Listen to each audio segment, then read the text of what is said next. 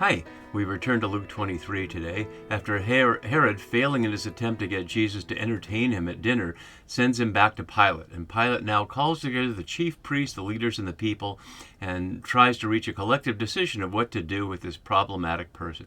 As we'll see in this passage, Jesus is really not present in the story at all. It's really Pilate and Jesus' opponents who are having this discussion. So it's an interesting aspect that as Jesus was silent before Herod in the previous scene, he's not even really present there, although he's obviously there. They're talking about him. So as you can see on the right side of the screen, we're now in this section here, 23:13 to 25. When I finished the last video, I was thinking I might do this in two pieces to not rush quickly through it. But the chiasm is so tight, as we'll see in a moment, that the second half of it really is just a repetition, highlighting not just the chiastic shape, but how Pilate is surrounded by the will of Jesus' opponents and succumbs to it.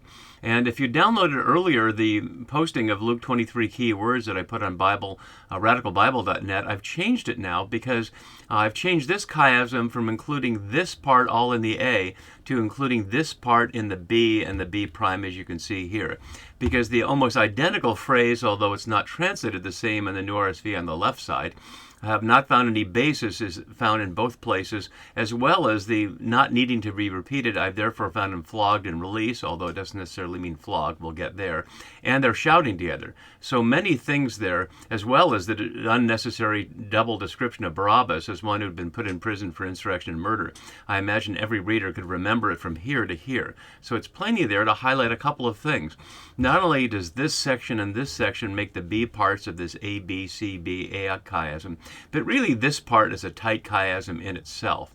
And the whole scene is one framing by bringing Jesus to Pilate and then Pilate handing Jesus back over. But the key parts are what we see here. And before we get into ours, one of the things that's interesting to see what Luke leaves out. As I've been noting throughout this unit of Luke 22 and 23, Luke takes Mark's original, if you will, and really rewrites it almost completely. And so I just wanted to zoom in a little closer so we can see this scene here and see what's not there. One of the things that's not there is the narrator saying there's a custom that Pilate would release someone at the Passover. As you can see here in Mark, at the festival he used to release a prisoner, and now we can see also in Matthew, now at the festival the governor was accustomed to release a prisoner for the crowd. Scholars note that that's historically incredibly unlikely. There's no reason to think the Roman governor would release one of the enemy's key people who are rebelling at this festival. It's all already about rebellion. But Mark and Matthew have that. Perhaps Luke leaves it out because his audience might know it's not realistic, although there's no reason to think that Luke's Roman audience spread throughout the Mediterranean would have any idea what the practices and customs were in a backwater like Jerusalem. And I don't have John up here because that's completely different in so many ways. The other thing there isn't, besides the not having the narrator telling us about the choice, is that Pilate doesn't give a choice at all in Luke.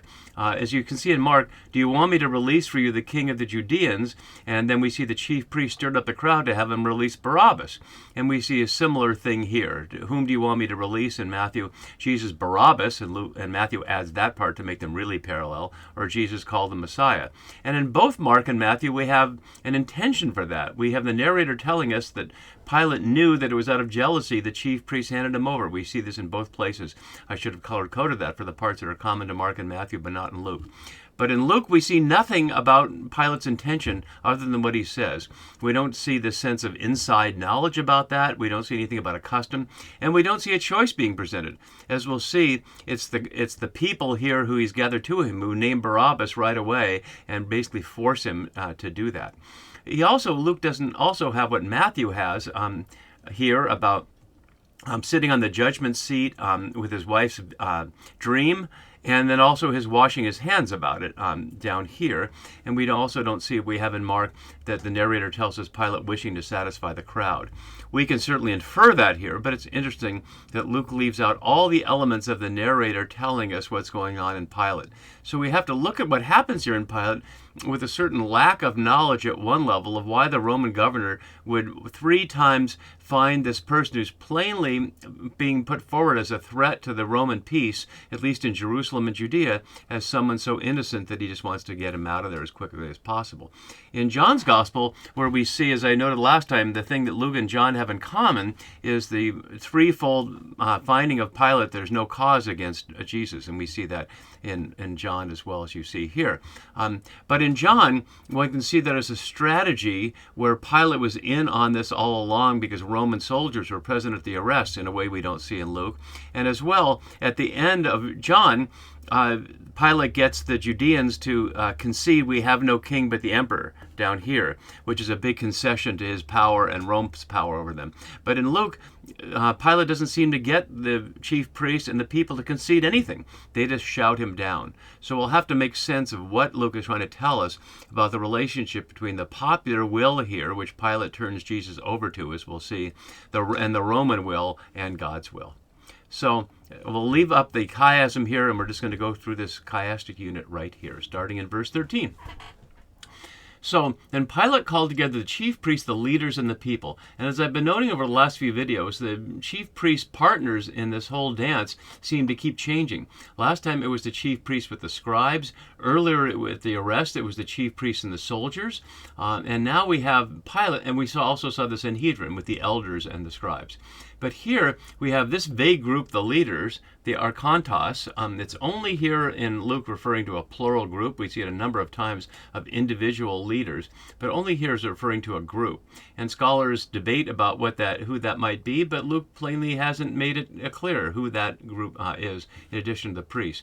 But if he wanted to refer to the Sanhedrin, he could have just done as he did before, the entire council. So this is plainly meant to be wider than the council itself. But then the people, not just the elders of the people, but all the people. And as a number of commentators have noted, Luke is seeming to present here that all of Jerusalem is in on this decision here. And that's not only logistically impossible, it's really practically not possible at any level. This would take place in a small, tight situation. And if there's 60 or 100,000 people in Jerusalem, they obviously couldn't gather all around.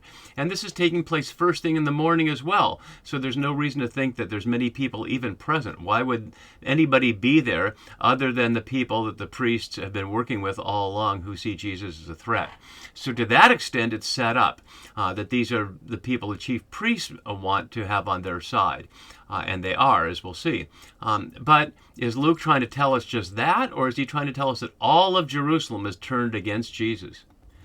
So when we look more closely here at Laus, we see that it'll come up here again as the charge that he quotes, although that's not what the charge was. So let's look more closely at that, how people and people come out here together. So in summarizing, as some scholars have noted, he's playing the role of the presiding judge, summarizing what's happened before. It's not as if these people don't know what has happened. It's like as if it's saying, in our first hearing, we got this far, and now here's where we are.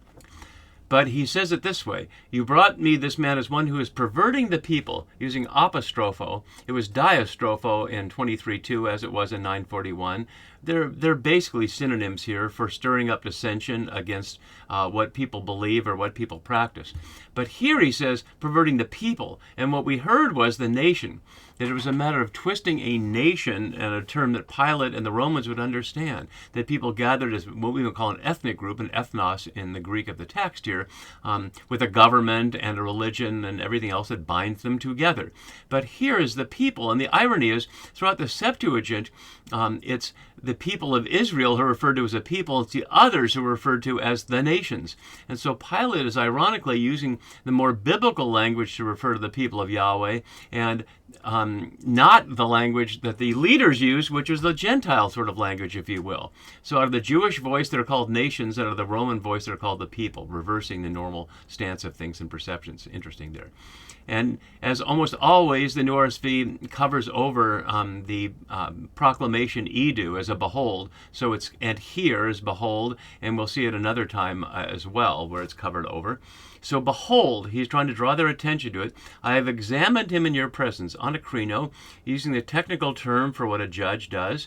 It's only here in the Gospels, and it's in Acts several times because there are a number of judicial scenes in Acts. Curiously, it's the only other place it is in the New Testament is 10 times in 1 Corinthians. In the Septuagint, it's 5 times in the story of Susanna, which is plainly a legal story, and only in 1 Samuel 20 elsewhere. And here it's underscoring the judicial role. But to the extent that Pilate's saying on the merits, I have examined him in your presence and have not found this man guilty. We'll look at that phrase in a minute. All we've heard him say is, are you king of the Judeans? And Jesus' response was, you say so. So he asked him one question, Jesus demurred, and that's the basis for which he finds nothing? Pilate's character is very mysterious of why he's going out of his way so much to try to release Jesus. There's no practical reason why he wouldn't just go along with the colonized people's will in order to maintain the peace. Why would he care about this random person who's not important in any political or powerful way? There are lots of prophets and would-be leaders of rebellions that happen all the time, and there's no historical reason to think that Pilate would do anything other than, sure, do whatever you want to get rid of this guy, I don't care. But here instead we have this detailed scene of his trying to release him. So I've examined him in your presence, enopion here, 22 times in Luke, but for the first time since 1615. It's in contrast with the word regularly being used for things being done in the presence of God. And God is not present in this scene at all, not in word or in action. And have not found this man guilty, which is a very misleading phrase. The not found is fine, uthen euron, another seeking but not finding. But the phrase for guilty here, ation, does not mean guilty. It's the absence of a cause. So the issue isn't that he found him not guilty. It's that you haven't presented enough evidence for me to find him guilty. In other words, you've not made the case. There's no cause given. And all we've heard them say is make the charges. And so to the extent that Pilate's looking for evidence, well, they've not provided any evidence. And so perhaps that's his angle here. And then he summarizes again, neither as Herod, for he sent him back to us, although that's an interesting reading of it, because in the scene we saw, although the council was yelling at Herod with accusations, Herod seemed to only be interested in Jesus' entertainment value of having him do a sign for him. And then when that didn't happen, and he questioned Jesus in words we didn't hear, and Jesus didn't answer it, he tired of it and just sent him back. So he certainly didn't see Herod express any sense of Jesus being not guilty or a cause not being made. We just see him getting bored with the scene and sending him back.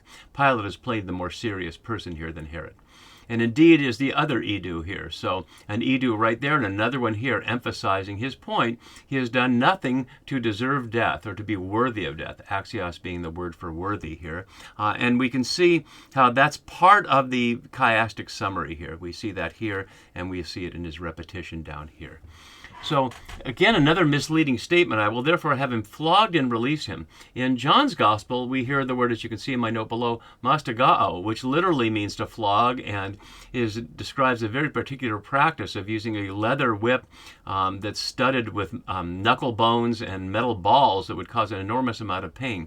But here the word paideusos literally means simply to discipline or punish, and it can be used for a whole range of things. It can also mean instruction.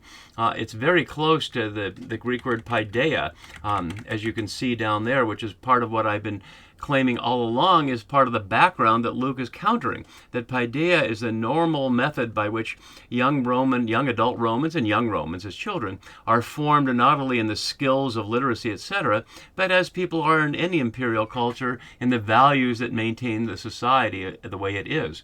And so paideia is a form of education. Here it can mean education in the sense of discipline, but more specifically in the form of punishment. So the point is, it's not clear exactly what he's having done to him. It's not necessarily flogging. That's an over-translation. He could just say, I'll have him punished. But notice he's finding him not guilty, so to speak. Not only has he done nothing to deserve death, he's found him not guilty of anything. But that doesn't mean he won't have him punished in some way. So highlighting the Roman power to arbitrarily punish people, even if you think they're not guilty. And then release him, or let him go, a word for liberation as well. And you can see what a key word that is in our passage here, 5 times in the little chiastic frame, both in the B and B prime parts, but also in the center there. Verse 17, interestingly, is left out here from almost all manuscripts because it represents a late version of Luke in which there was an explanation parallel to Mark and Matthew about the custom to release a prisoner at the Passover. But good manuscripts like the New RSV here leave that one out. So we don't know that in Luke. So the response to this is they all shouted out together, and 2 aspects of that. One is the shouting. The loudness is certainly echoing a demonic voice we saw back in 433 and in 828, but their togetherness. Pamblethai here, only here in the Greek Bible, and it's a dark irony here. The leaders want have wanted to kill Jesus were afraid of the very people who now join with them to see Jesus as the scapegoat. So just as the council was brought together with the scapegoat for Jesus, now the leaders and the people are. And there's some real question about what the relationship would be between the Sanhedrin and the chief priests, who the ordinary people were beholden to Rome, and the people out there in the streets of Jerusalem, especially the Feast of Passover, who certainly most, if not all, would be yearning for liberation from imperial oppression and see the priests as siding with their Roman oppressors. So it's an interesting question, just like last time we saw the counterfactual, unlikely reality of Luke telling us that Herod and Pilate became friends. It's also unlikely the chief priests and the people would be on the same side here, but here Luke is showing everybody is united in opposing Jesus. So they say, away with this fellow, using hutas, a derogatory word to refer to somebody. You could say this guy, but fellow might cover it. And then out of nowhere we hear, release Barabbas for us. We've not heard about Barabbas. We've not heard about a custom. We know nothing about it. Suddenly, they're calling for away with this fellow. Notice that crucifixion hasn't been mentioned yet. It will be momentarily, but so far, just away with him and release Barabbas. But there's been no sense that there's any release other than for the fact that Pilate has found Jesus not guilty, or at least that they've not made the case, and therefore to release him for that. Whereas Barabbas, as the narrator tells us now, was a man put in prison for an insurrection, a stasis, we'll come back to that in a second, that had taken place in the city, and for murder. So stasis, which we'll see again in the other side of the chiasm just momentarily down here, you can see on the right side, and also in Mark, but it's not in Matthew and John. Others use lestes, which is what Josephus used, and it's weakly described as a bandit. I've noted before that lestes, thanks to Richard Horsley and others, is much more like a social bandit, a Robin Hood-like character. But this is nothing like that. This is clearly someone who's stirring things up. Although in Acts, it's for less violent things than insurrection might imply, just kind of dissensions and disagreements, both within the group of apostles and between the followers of Jesus and others. So it can simply mean a strong argument. But plainly, he's in there in the midst of that, and for murder. And murder is unambiguous there, and it's repeated down below. So Pilate, wanting to release Jesus, ignores this. And notice he ignores this altogether. He doesn't say anything about Barabbas at all. And this is what we hear. He addressed... using prosophono, here, and it's used a couple other times, but it's only in Matthew in the parallel outside of Luke Acts, so it's another Lucan word. And it says, address them again. This is the first word in the Greek sentence emphasizing that what's happening in verse 20 is a repetition, and it nicely fits the chiasm, as we'll see down here. Momentarily. So, but he says nothing else. We don't hear anything else. It says the narrator says he addressed them again, but before he can speak, or at least on top of them, they kept shouting. Epiphanio here only in Luke. Notice it's a different word for shouting here than it was here, but they both have phonio, the word for making a loud sound, or not a loud sound necessarily, but making a sound, like phone and telephone. So they kept shouting, crucify him. And this is where it comes out for the very first time. And of course, we'll see it a number of times here. Comes in as a verb. And when we get to the crucifixion, I'll talk a little bit about the Roman practice of crucifixion and how Pilate was implicated in that. But for now, it just appears as a command, an interrogative here. Not as an interrogative, I'm sorry, to crucify him. Not as a question at all. So a third time, and there's really no reason for this at this point. What does he expect is going to be different this time? He's twice said he finds no cause in him. They've shouted for Barabbas and they've shouted to crucify him. What can he imagine is going to be different here?